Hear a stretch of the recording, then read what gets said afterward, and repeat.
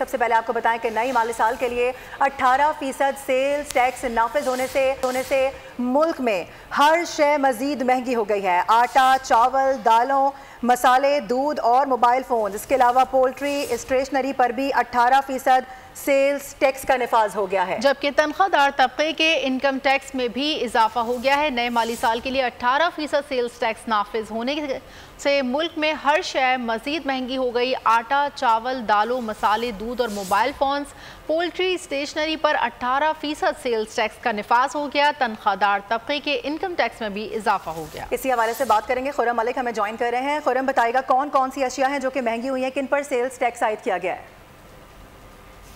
Taxes में जो है वो इजाफा कर दिया गया।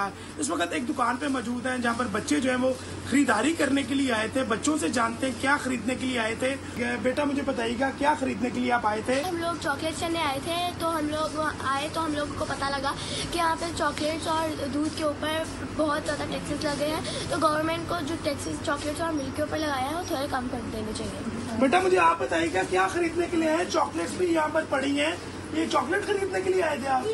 महंगी होगी, महंगा हो गया, ब्लैकी महंगी होगी, इसलिए।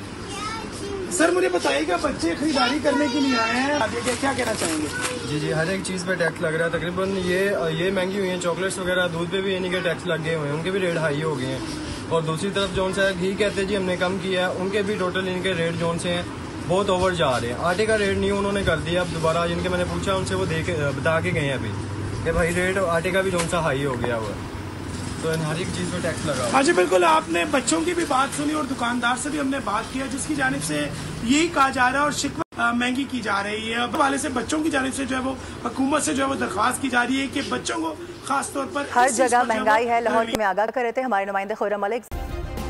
सब्सक्राइब करें और बेल दबाएं ताकि कोई खबर रह न जाए।